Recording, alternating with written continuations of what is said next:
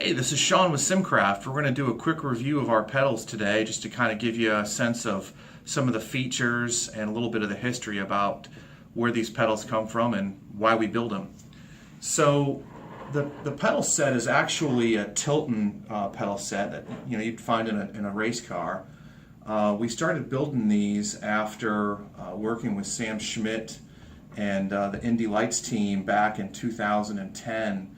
And we built a custom simulator for the team that they still use today. But one of the things we had to do was take a pedal set out of the Dallara-made Indy Lights tub, sensor it up, and actually put some feeling into the pedals. We didn't really have much to work with. So that experience gave us a pretty good baseline on how we might take another pedal set and do the same thing. Fortunately, for the Tilton pedal set actually comes with some really nice features. First of all, you've got these pedal faces here which have some various positioning, and they also are modular so they can be changed out. One of the really great things about this pedal set is that all the pedals are adjustable in some way, and in some cases the pedals are adjustable in terms of where they start and where they stop. So you can really get a lot of different variations in how the pedals themselves are set up.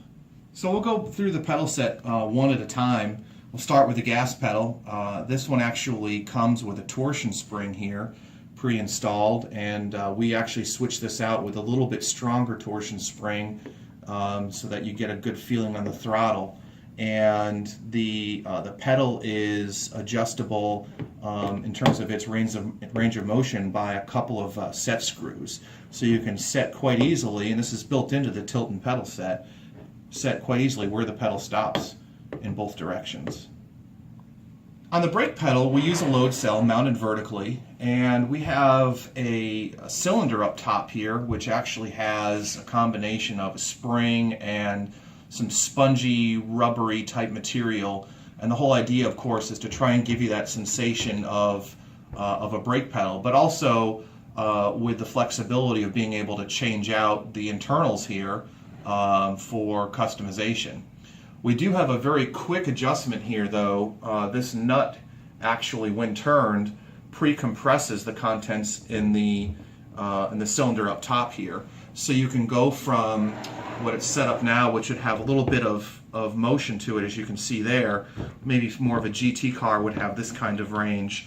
But if you fasten this nut down and actually compress the spring assembly inside, you can get more of a formula style pedal, and it's quick adjustment. Just that nut's all you need to turn in order to pre-compress the internals in here. So the idea here is this is really intended to give you the feeling component and is adjustable in terms of the range of motion and how much pedal you have before you start to activate the load cell. Our clutch pedal, it is from our understanding the only of its kind in the marketplace. We spent a long time trying to figure out how to create a proper clutch feel that also has some adjustability, and so what we ended up using was a couple of gas springs. You've got the primary gas spring here, which provides your primary resistive force, and you have another gas spring on the side here which actually acts as a cam. So as the gas pedal's pushed in, you actually get that sensation of clutch engagement because of the cammed positioned gas spring on the outside here. So you can see it actually pushes inside and then pushes out to assist the pedal after you get to a certain point. And this can be adjusted by some variations in the attachment points here, the linkage. We've experimented with some different lengths and have some different lengths available for the linkage. In addition, this pedal also has a very nice adjustment for starting and stopping. So you can set it with a long throw like it is right now, which would be more of a passenger car, or you can set it up to be a very short throw. Race car would be probably half of that throw, and essentially in both cases have a proper feeling when you press the clutch pedal. You want to be able to feel that clutch engagement with the ball of your foot, and this design allows for that. So One thing we do offer too is an optional mounting plate, and the mounting plate is equipped with, of course, a heel plate, so you can get a proper feel on the bottom of your feet, on the heels of your feet. We also put a dead pedal up on the side there as well, just for a place to rest your foot if you're not using the clutch.